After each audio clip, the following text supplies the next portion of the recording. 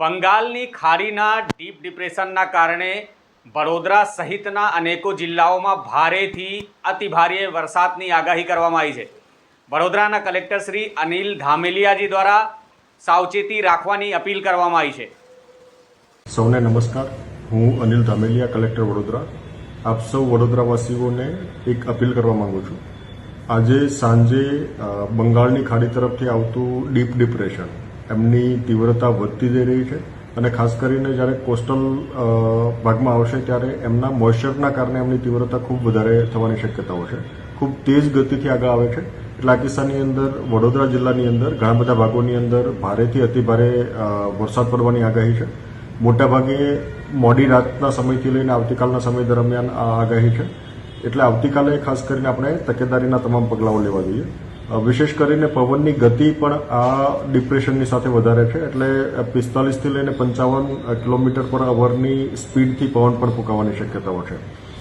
તમામ વડોદરાવાસીઓને મારી વિનંતી છે કે આગામી 24 કલાક દરમિયાન આપણા માટે વિશેષ કરીને સંકટ થોડું વધારે છે એટલે આપ વિશેષ કરીને સુરક્ષિત સ્થાન રહો, આપ પોતે સુરક્ષિત રહો એ માટેના તમામ પ્રયાસો આપણે કરવાના છે। તમામ શૈક્ષણિક સંસ્થાઓમાં આપણે આવતીકાલે રજા જાહેર કરી છે। આથી કોઈ પણ સંસ્થાન, ખાસ કરીને શૈક્ષણિક સંસ્થાન તો બંધ હોય છે, આ ઉપરાંત વોકેશનલ એજ્યુકેશનલ ઇન્સ્ટિટ્યૂટ હોય, પોલિટેકનિક હોય અથવા કોચિંગ ક્લાસ હોય, આ તમામે બંધ રાખવાના છે। કોઈ પણ ઇન્સ્ટિટ્યુશન ચાલુ ના રહે એ બાબતની તકેદારી રાખવાની છે। શક્ય હોય ત્યાં સુધી કંપનીઝ અને અન્ય એસ્ટાબ્લિશમેન્ટ વર્ક ફ્રોમ હોમ કરે એ દિશાનો પ્રયત્ન આપણે કરવાનો છે। આ સિવાય તમામ વ્યક્તિઓ પોતે સુરક્ષિત સ્થળોએ રહે, નદી કાંઠાના વિસ્તાર કે તળાવવાળા વિસ્તારની અંદર ના જાય એ બાબતે આપણે તકેદારી રાખવાની છે।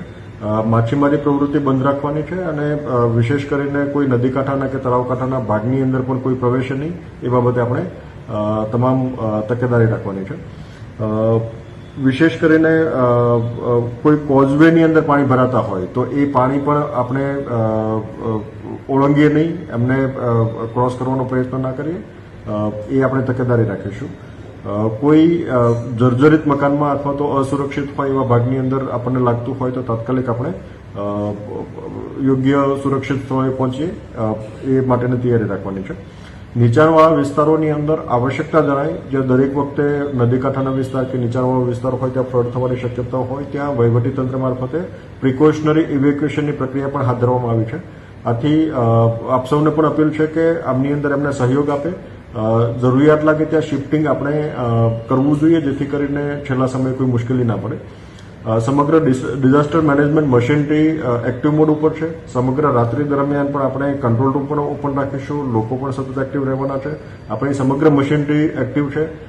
જરૂરિયાત લાગે ત્યાં આપણે એનડીઆરએફ, એસડીઆરએફ, આર્મી કે એરફોર્સની મદદ પણ લઈશું। પણ આપ સૌને પૂરતી તકેદારી રાખીએ, સુરક્ષિત સ્થળોએ રહીએ અને આપણે પોતાના પરિવારને અને આજુબાજુના લોકોને સુરક્ષિત બનાવીએ એ દિશાની કાળજી રાખીએ એવી તમામ સૌને અપીલ છે।